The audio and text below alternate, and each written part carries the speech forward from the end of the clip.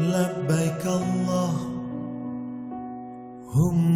لبيك لبيك لا شريك لك لبيك لبيك اللهم لبيك لبيك لا شريك لك لبيك ke Baitullah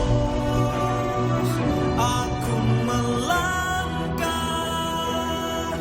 ku penuhi panggilanmu. Ke Baitullah aku berserah, ku penuhi panggilanmu.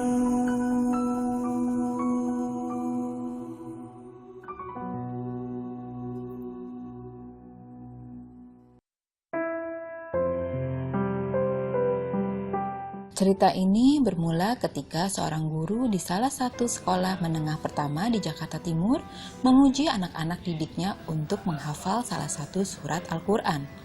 Akbar Nugraha Putra, seorang muridnya, seketika menyambut tantangan tersebut. Dengan lancar, dia membacakan surah Al-Insyirah. Guru pun terkesan karenanya. Dan rupanya inilah jalan rezeki Akbar, karena sang guru kemudian memberinya pilihan, ingin hadiah uang, barang, atau ibadah umroh. Dan Akbar memilih yang terakhir, bukan untuk dirinya, tapi untuk kedua sosok mulia orang tuanya.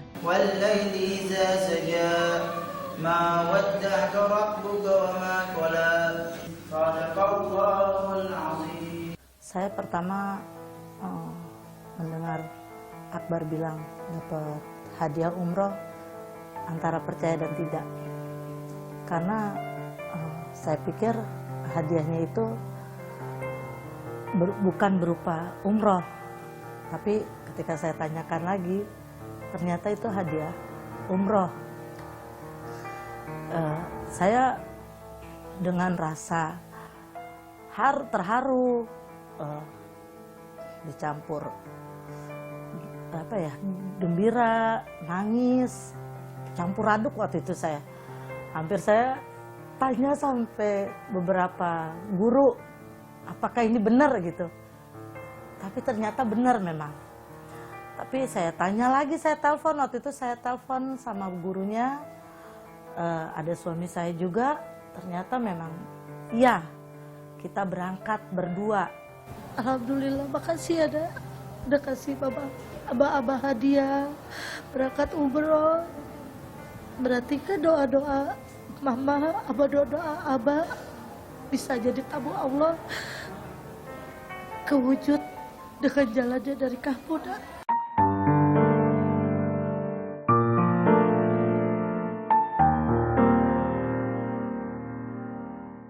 Perasaan saya benar-benar nggak nyangka bisa mendapat hadiah umroh itu, dan saya mempersembahkan hadiah umroh itu untuk kedua orang tua saya.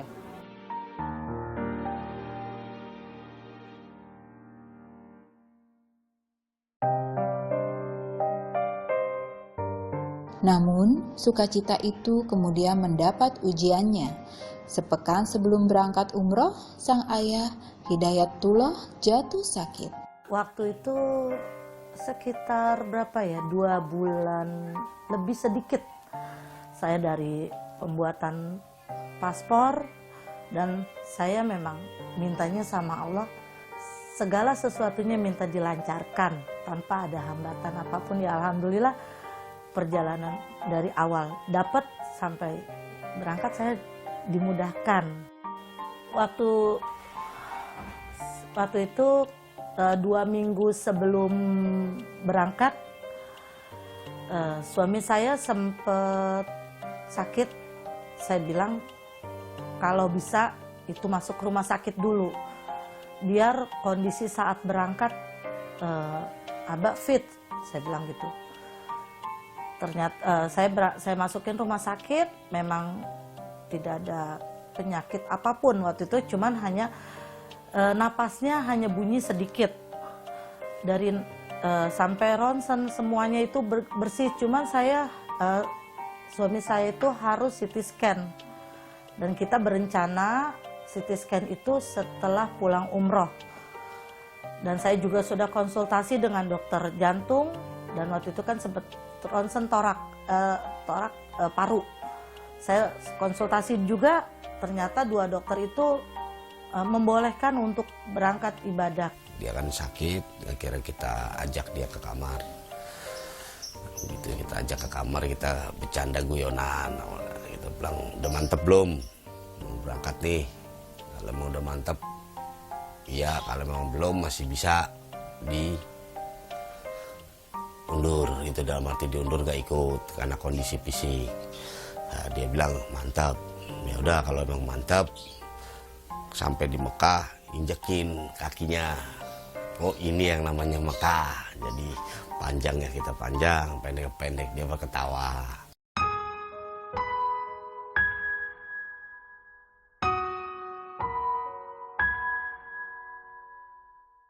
Suami saya sempat bilang, kayaknya abang gagal berangkat. Kenapa bang? Ya karena fisik, katanya. Kalau abang nggak berangkat, ya Yuli juga nggak bisa berangkat karena Yuli bermahram sama abang. Terus ya udahlah Neng, abang tetap berangkat. Saya dan suami juga sempat gagal terbang untuk di sana. Sempat masuk ke ruang hospital apa tuh yang di bandara. Tapi setelah dicek itu bagus. Jadi kita tetap berangkat waktu itu. Cuma saya ngebesarin hati saya sendiri karena memang ada yang bilang di sana mulutmu adalah doa. Jadi saya pengen doa saya yang terbaik ketika saya sampai di Mekah, terutama di depan Ka'bah. Saya minta segala kesembuhannya waktu itu. Saya cuma bisa ngeliatin suami saya ya memang ada, saya kan agak gelisah waktu itu ya. Cuman suami bilang, yang tenang ya, yang tenang, maafin abang. Kalau untuk rewel itu suami nggak ada ya. Suami itu orang yang nggak ngeluh, yang nggak pernah, aduh sakit ini itu enggak. Kalau kita lihat dari raut muka waktu itu seperti orang sakit, tapi kalau saya tanya ini sakit enggak, ini enggak. Dia bilang gini, abang kok perasaan abang kayak udah nyampe ke sana ya Neng, ke tanah suci, abang kayak ngerasain udah umroh.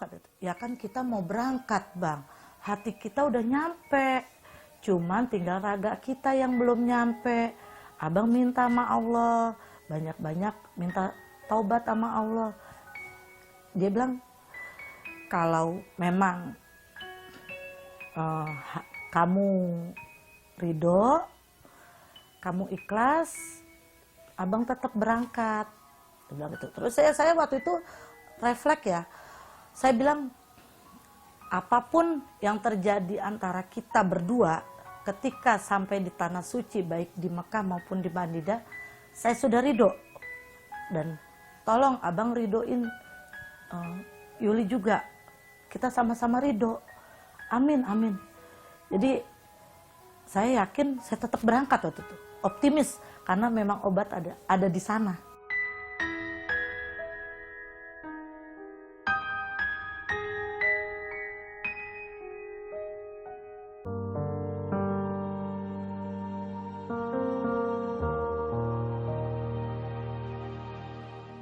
Berbekal hati yang ikhlas dan izin dokter yang merawatnya, Hidayat dan Yulia pun tiba di Mekah. Saya sudah persiapkan benar-benar matang, sampai saya dari Jakarta itu saya bawa kursi roda. Dari bandara semua saya pakai kursi roda. Saya bilang, abang untuk umroh abang pakai kursi roda. Karena dia harus sendiri, ya saya dengan rombongan jamaah lah. Makan ya mbak, biarin dikit-dikit nggak apa-apa, yang penting abang bisa sehat. Hidayat sungguh suami yang beruntung, memiliki istri yang setia yang sigap merawat dalam sakitnya. Gimana Bang rasanya gitu melihat langsung Ka'bah yang begitu indah? Suami saya bilang, subhanallah Neng, abang gak nyangka abang bisa datang langsung ke sini, doa-doa abang terkabul. Apa ya Bang doa abang? Doa abang hanya 2. Satu udah berdiri kamu umroh. Satunya lagi apa Bang? Abang gak bisa cerita. Satunya lagi, nanti juga kamu akan tahu. Nanti juga kamu akan tahu. Nanti juga kamu akan tahu. Aba emang setiap malam suka cerita sama Mama, Akmal, Ajay, dan saya. Bang, Aba pengen banget deh akhir hayat Aba meninggal di kota suci Mekah Al-Mukarramah seperti tokoh ulama Indonesia. Iya Ba, subhanallah emang mulia Ba. Yang abang tahu dari guru ngaji abang, meninggal di kota suci Mekah Al-Mukarramah itu sangat mulia Ba. Iya Bang, Aba pengen banget Bang. Saya waktu itu yang mungkin ada kenangan yang saya anggap sangat berarti untuk saya. Waktu itu hari Jumat. Terus dia bercanda dengan saya, dia peluk saya, dia bilang, kamu adalah perempuan hebat. Kamu perempuan yang kuat deh. Kok abang begitu ngomongnya? Ridoin abang ya, ikhlasin abang, maafin abang. Yuli maafin, Yuli ikhlasin, Yuli ridoin. Abang juga maafin Yuli, abang juga harus ridoin Yuli. Abang juga harus ikhlasin Yuli. Apapun jawaban dari Allah, kita sama-sama ikhlas di sini ya, Bang. Maafin abang ya, Neng. Kamu di sini cuman bisa diem di kamar, nggak jalan-jalan kemana-mana. Nggak, padahal kamu punya cita-cita. Pengen tahu Padang Arafah, pengen tahu tempat lempar jumroh. Tapi kamu datang ke sini cuma urusin abang. Waktu itu saya bilang gini, abang, Yuli ikhlas. Mungkin Yuli untuk datang ke sini sebagai tamu Allah hanya untuk berbakti sama suami, urus suami. Yuli ikhlas. Tapi suami bilang lagi begini, nanti setelah kamu sampai di Madinah, ibadah kamu yang khusyuk. Kamu jangan bercanda-bercanda. Kamu khusyuk ya, Neng? Iya, Bang. Yuli khusyuk.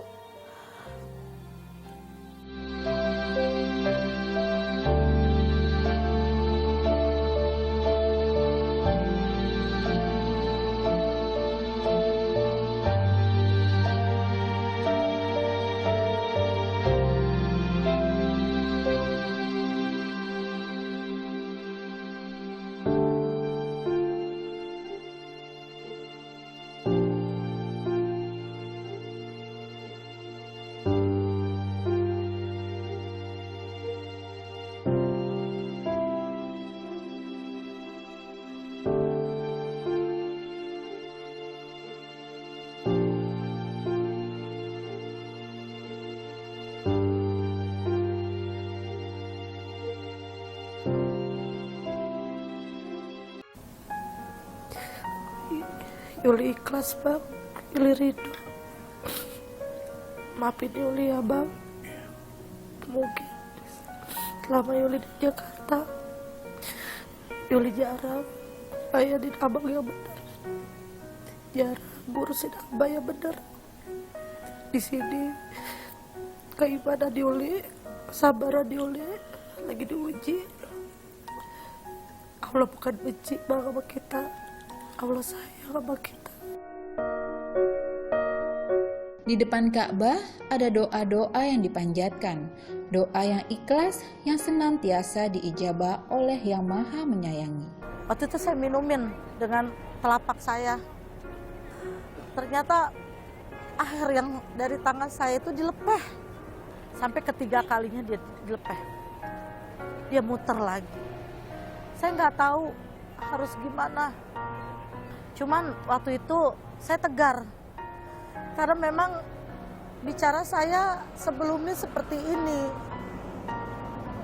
Saya rela, ya Allah. Saya ikhlas. Kalaupun suami saya harus diambil, saya ikhlas. Memang kondisinya kita di sini lagi pada kumpul semua. Dan kebetulan saya juga lagi di meja makan, di telepon video call-nya sama kakak saya itu. Ya udah kedengeran semua kan akhirnya, karena video call kan nggak bisa silent kan. Nah terus aku nanya ke Om Budi, Om ada apa Om sama Mama? Nggak apa-apa Bar. Terus aku pribadi telepon ke Mama, halo assalamualaikum Mah, kenapa Mah Abah Mah? Nggak apa-apa Bang, kamu sholat aja baca Yasin sebanyak-banyaknya. Kenapa Mah Abah Mah? Nggak apa-apa kok Abah sehat-sehat aja. Dia bicara seperti itu. Ridoin abang saya ridho. Saya sudah ridho, saya sudah ikhlas. Saya peluk dia. Dan Pak Bambang dari kuping sebelah kiri, saya dari kanan. Ya Allah subhanahu, dia tidak ada tarikan, dia namanya kedua, ketiga, tidak. Dia cuma la ilaha illallah Muhammadur Rasulullah. Sampai 3 kali saya bilang ridho, saya ikhlas, anak-anak ridho, semuanya ridho melepas abang. Alhamdulillah dia lemaskan tangannya. Dia tidak ada. Dia sudah tidak ada. Dia sudah tidak ada.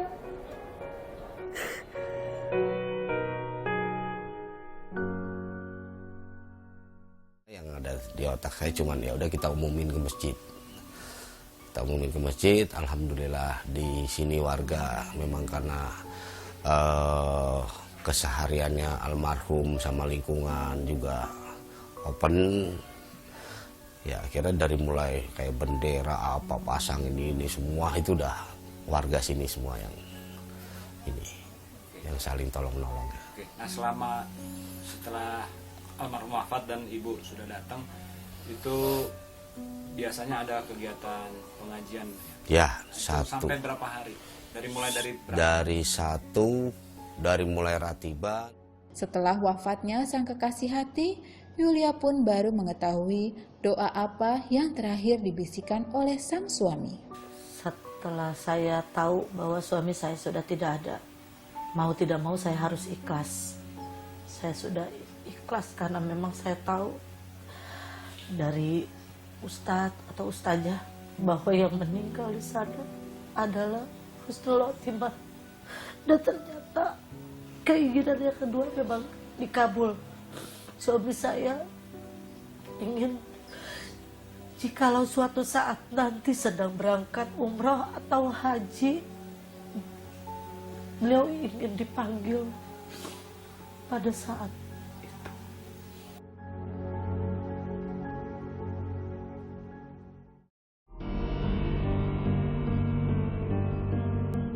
Kini suami tercinta telah pergi untuk selamanya.